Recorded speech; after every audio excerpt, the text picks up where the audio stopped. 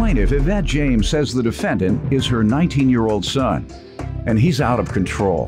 Yvette claims the defendant is a father now, but all he thinks about is getting high morning, noon, and night. Yvette claims the defendant even got arrested last night, and she's suing him today for breach of contract.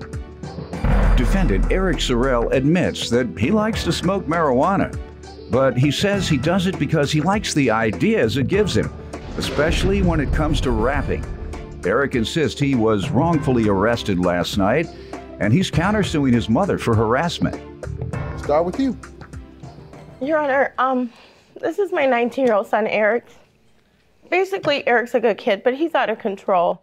He's a father now, and that's all he thinks about is waking and baking, which is smoking weed all day and all night.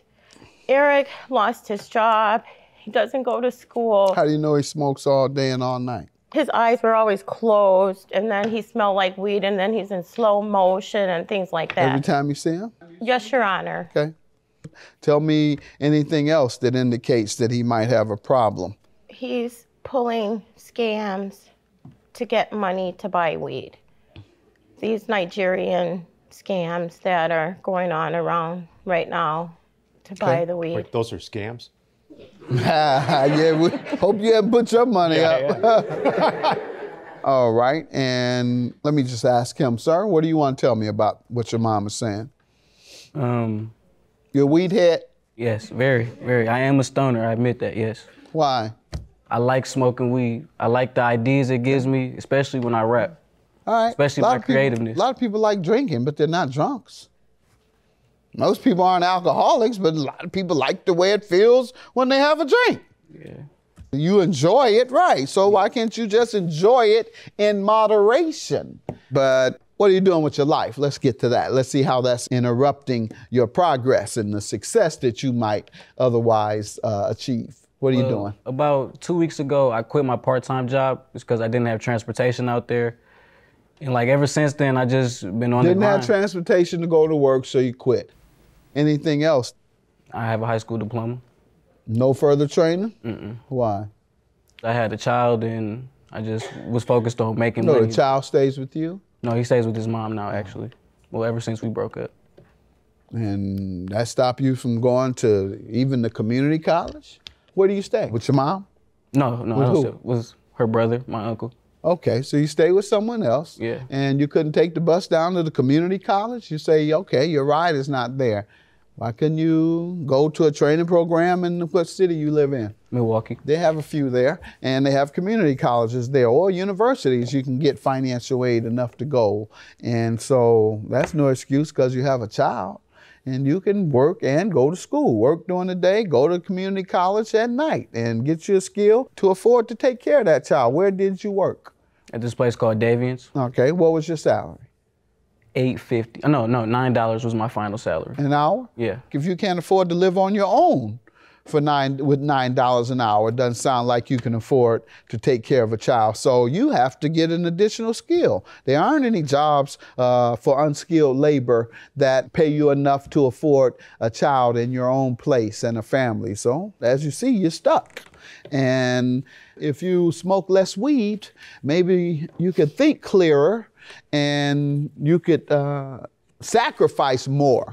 You know, these women out here, they take the bus, they raising kids by themselves, 2 or 3 in the same house, and man not giving them child support. They going to school, they're doing everything. And here these weak men sitting up smoking weed, listening to rap music all the time. I lost my car, so I can't go to work no more. What kind of excuse is that? And you got a baby out here, but I love that weed. I love that weed. I'm gonna sit up and I'm gonna smoke weed all the time. So you smoke weed all the time? Yes, I do. I just love weed.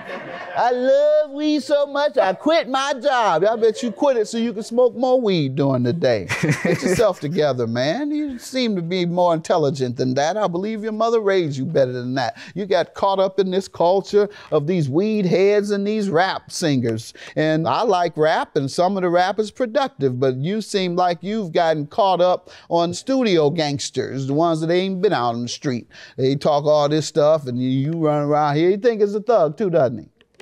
Yeah, I know. You think you're a thug. Ain't never been raised as a thug, never lived in poverty, never lived in a crime-ridden area. All right, tell me how he owes you $3,000, ma'am.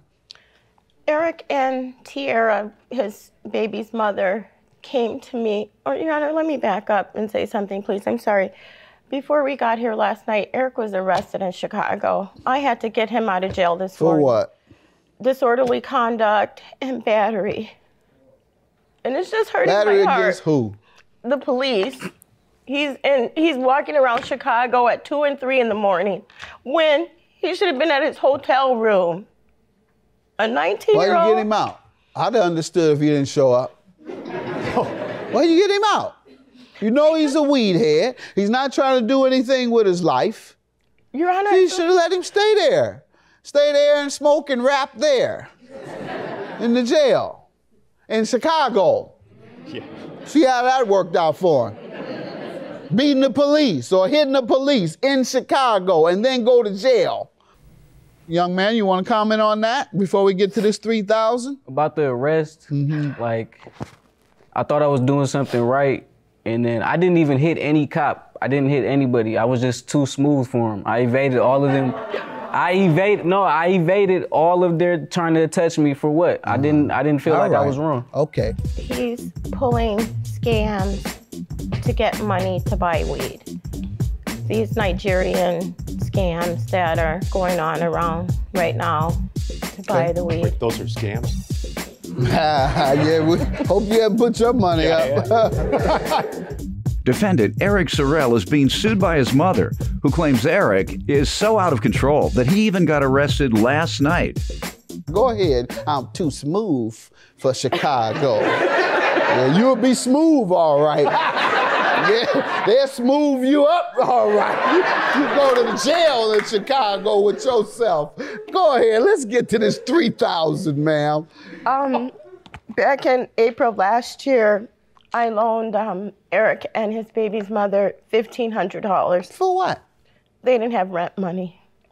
All right. So it was to be paid back to me by July 30th. Eric comes back to me again in June. He comes back again for another loan in June. For what? Rent. The same thing came Yes, to sir. you first Yes, Your time Honor. for. All right. So, Your Honor, I have the cancel checks. He hasn't paid you a dime? Nothing. Sir? I just Couldn't smooth your way out of this, Doc. You're getting sued today by your own mother. Now, if you can't smooth your mother, what make you think you can smooth anybody else? Go ahead, sir. What do you want to tell me? Smooth. Like when she gave us the loans is when I wasn't working and only my baby mama was working. And I was looking for a job, but every place I would go to would turn me down. So like that's why we had to get the second loan from her to pay rent for Okay. But when you did get one, you quit it. Go ahead. Harassment, $3,000. How does she owe you?